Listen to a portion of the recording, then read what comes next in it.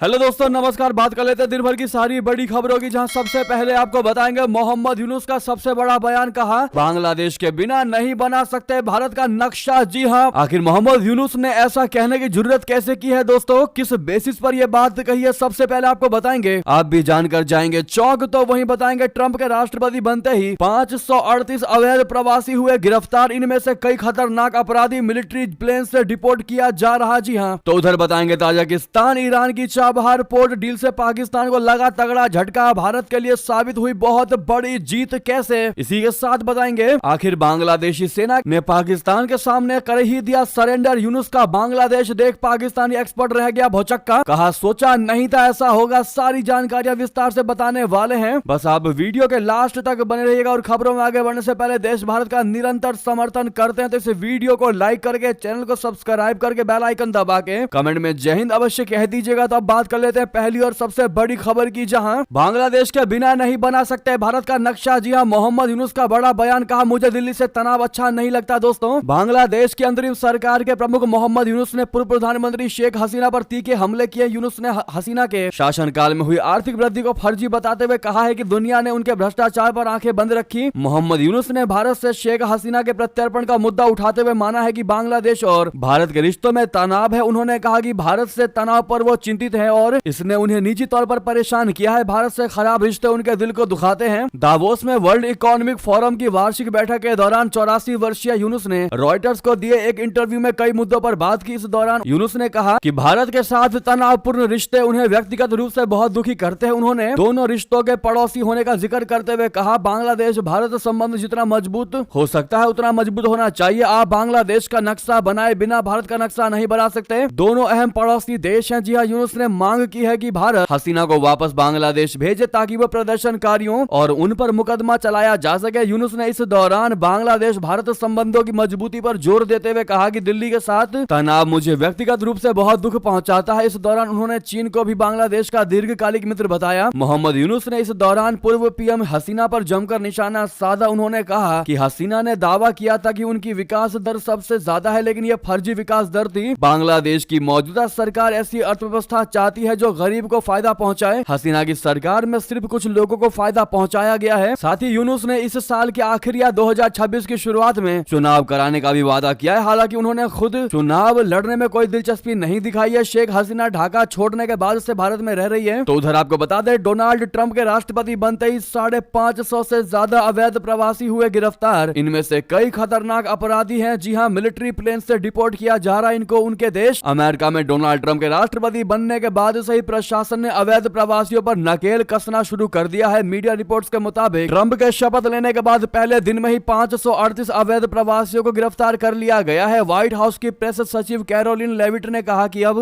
तक 538 अवैध प्रवासियों को गिरफ्तार किया गया है, जबकि 373 को हिरासत में लेकर फिलहाल कैंप भेज दिया गया है। लेविट ने कहा कि ये सभी अपराधी हैं। इन पर रेप, हत्या और किडनैपिंग के आरोप हैं। लेविट ने फॉक्स न्यूज से बात करते हुए कहा कि ट्रंप प्रशासन इतिहास का सबसे बड़ा डिपोर्टेशन ऑपरेशन चला रही है। अपराधियों को गिरफ्तार करके मिलिट्री प्लेन से डिपोर्ट किया गया है। हालांकि उन्हें कहां भेजा गया है इसकी जानकारी नहीं दी गई है। अवैध प्रवासियों को पकड़े जाने के लिए देश भर में छापेमारी की जा रही है। रिपोर्ट के मुताबिक इमिग्रेशन एंड कस्टम एनफोर्समेंट बोले तो आईसीई वाशिंगटन डीसी समेत कई शहरों में अवैध प्रवासियों को पकड़ने के लिए छापे मार रही है और बड़े पैमाने पर अप्रवासियों से पूछताछ कर रही है। दोस्तों, वहीं आपको बता दें ताजिकिस्तान से ईरान की चाबहार पोर्ट डील से पाकिस्तान को लगा तगड़ा झटका। भारत के लिए साबित हुई बहुत बड़ी जीत कैसे, बता दें पाकिस्तान तालिबानी सेना और टीटीपी आतंकियों के हमलों से पहले ही जूझ रहा है और अब उसके लिए एक और बुरी खबर आई है। ताजिकिस्तान ने ईरान के साथ भारत की तरफ बनाए गए चाबहार पोर्ट के इस्तेमाल को लेकर बातचीत शुरू कर दी है। अगर यह डील सफल होती है तो यह भारत के लिए सबसे बड़ी कूटनीतिक जीत होगी, जबकि पाकिस्तान के लिए एक बड़ा झटका साबित हो सकता है। दोस्तों, अगर ताजिकिस्तान और ईरान के बीच ये समझौता होता है तो इससे भारत को कौन कौन से 3 महत्वपूर्ण फायदे होंगे, तो आपको बता दें पहला फायदा होगा मध्य एशिया तक पहुंच आसान हो जाएगी। यानी चाबहार पोर्ट का इस्तेमाल करके भारत ताजिकिस्तान और अन्य मध्य एशियाई देशों तक अपनी पहुंच बढ़ा सकता है, जिससे व्यापार और वाणिज्य में तेजी आएगी। तो वहीं दूसरा है आर्थिक लाभ, यानी चाबहार पोर्ट से होने वाली आवाजाही से भारत को अच्छा आर्थिक लाभ होगा, क्योंकि इस बंदरगाह के निर्माण में भारत ने करोड़ों डॉलर का निवेश किया है। वहीं दोस्तों तीसरा लाभ होगा क्षेत्रीय कूटनीति में मजबूती। बोले तो इस समझौते से भारत की मध्य एशिया में स्थिति और ज्यादा मजबूत होगी, जो पाकिस्तान के लिए एक बड़ा कूटनीतिक झटका साबित हो सकती है। वहीं बता दें बांग्लादेश बांग्लादेशी सेना ने पाकिस्तान के सामने सरेंडर कर ही दिया। आखिर यूनुस का बांग्लादेश देख पाकिस्तानी एक्सपर्ट रह गए भुचक्का, कहा सोचा नहीं था ऐसा होगा। जी हाँ, बांग्लादेश में शेख हसीना के शासन के पतन के बाद मोहम्मद यूनुस के नेतृत्व में गठित अंतरिम सरकार ने ढाका के दरवाजे पाकिस्तान के लिए खोल दिए हैं। ये दरवाजे सिर्फ व्यापारिक संबंधों के लिए ही नहीं बल्कि सैन्य सहयोग के लिए भी खुल गए हैं। इसी 14 जनवरी को बांग्लादेश की सेना के एक शीर्ष सैन्य अधिकारी lieutenant general SM Kamrul Hasan ने पाकिस्तान का दौरा किया था, जहां उन्होंने पाकिस्तानी सेना प्रमुख जनरल आसिम मुनीर और दूसरे शीर्ष सैन्य अफसरों से मुलाकात की। इसके ठीक बाद पाकिस्तानी खुफिया एजेंसी ISI के चीफ लेफ्टिनेंट जनरल असीम मलिक ढाका पहुंचे। इसके अलावा पाकिस्तान के शीर्ष सैन्य अधिकारियों का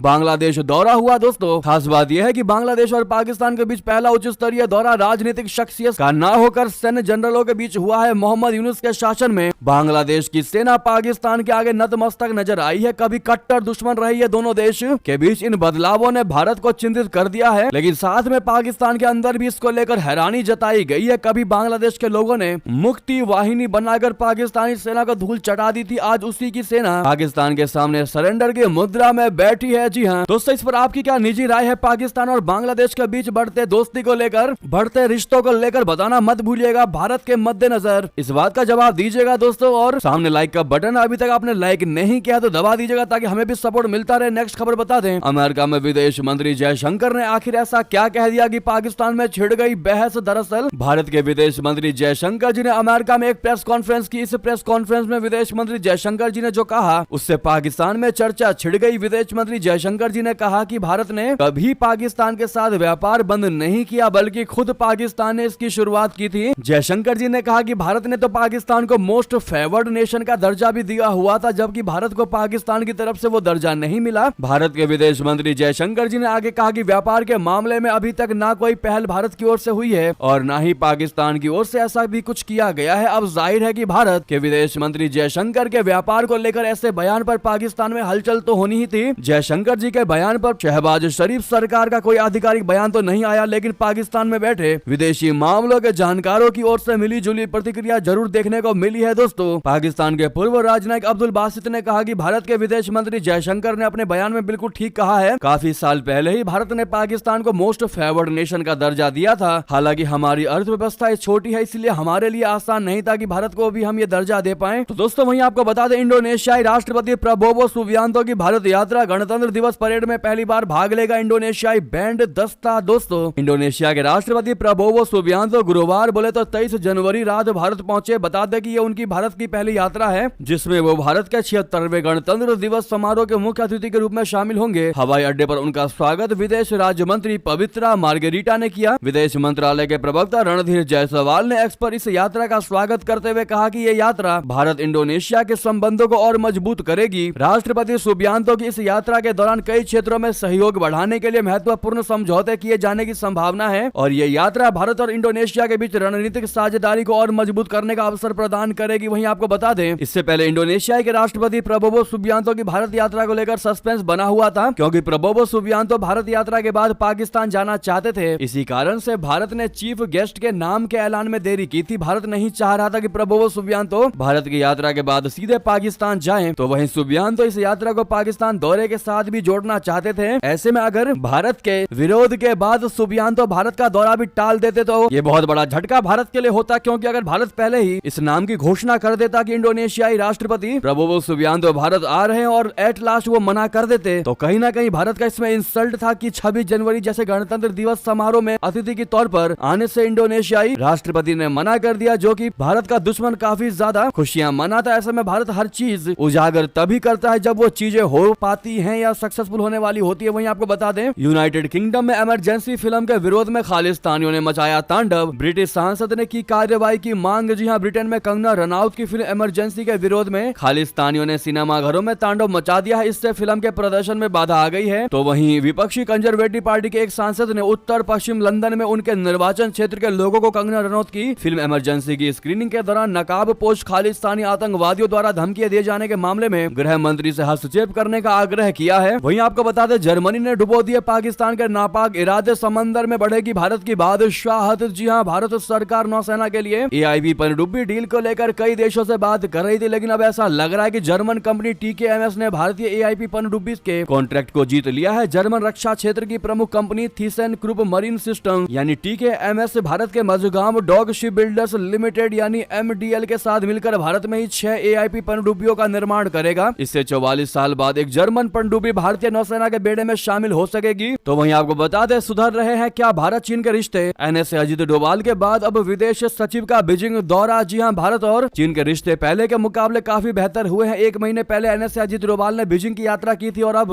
विदेश सचिव विक्रम मिश्री चीन का दौरा कर रहे हैं। विदेश सचिव 26 जनवरी को चीन की 2 दिवसीय यात्रा पर जाएंगे। वो यहां अपने चीनी समकक्ष के साथ सीमा समेत कई मुद्दों पर चर्चा करेंगे। भारतीय विदेश मंत्रालय ने इस बात की जानकारी दी है। पिछले महीने अजित डोभाल ने बीजिंग की यात्रा की थी। इस दौरान उन्होंने सीमा मुद्दे पर चीनी विदेश मंत्री वांग ही के साथ बातचीत की थी। 1.5 महीने से भी कम समय में भारत से चीन की दूसरी उच्च स्तरीय यात्रा होगी। विदेश मंत्रालय ने बयान जारी करके कहा है कि विदेश सचिव विक्रम मिश्री और उनके चीनी समकक्ष के बीच भारत चीन संबंधों के लिए अगले कदमों पर चर्चा की जाएगी। इसमें राजनीतिक, आर्थिक और लोगों के बीच आपसी संबंध जैसे क्षेत्र भी शामिल हैं। इसके अलावा पूर्वी लद्दाख में LAC पर तनाव कम करने के तरीकों और कैलाश मानसरोवर यात्रा को फिर से शुरू करने सहित कई मुद्दों पर चर्चा करेंगे। वहीं बता दें, अडानी ग्रुप को लगा तगड़ा झटका। श्रीलंका सरकार ने रद्द कर दी पावर डील। ग्रुप की कई कंपनियों के शेयर टूटे। जी हां, देश के बड़े उद्योग समूह अडानी ग्रुप के लिए श्रीलंका से बुरी खबर है। रिपोर्ट्स के मुताबिक श्रीलंका सरकार ने ग्रुप की कंपनी अडानी ग्रीन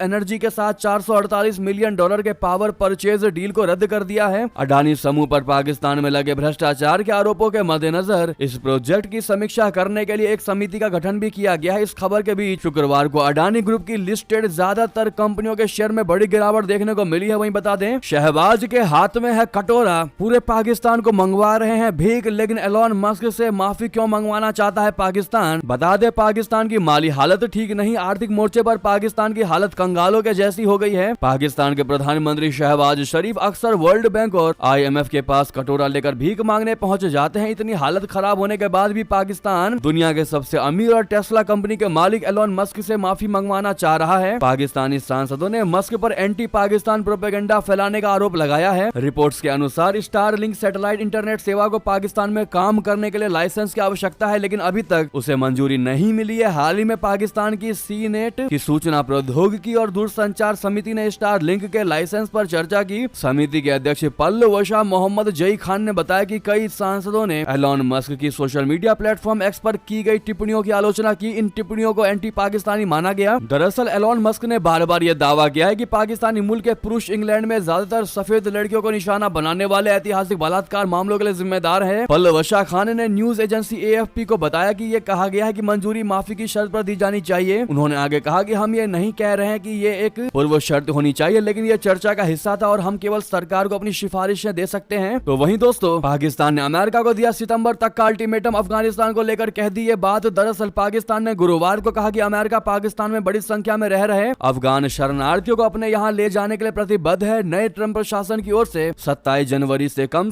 3 महीने के लिए अमेरिकी शरणार्थी प्रवेश कार्यक्रम को स्थगित किए जाने के कुछ दिन बाद पाकिस्तान की ये टिप्पणी सामने आई है। तो वहीं ये थी अभी की सारी बड़ी खबरें। आपको खबर कैसी लगी कमेंट में बताना बिल्कुल मत भूलिएगा, और साथ ही साथ इस वीडियो को लाइक करके चैनल को सब्सक्राइब करके बेल आइकन दबा के कमेंट में जय हिंद कहते हुए वीडियो को अपने दोस्तों में, भाइयों में, साथियों में, रिश्तेदारों में शेयर अवश्य कर दीजिएगा। तो मिलता अगली बड़ी खबर में। यहाँ तक बने रहने के लिए आप सभी का बहुत बहुत धन्यवाद। जय हिंद, जय भारत।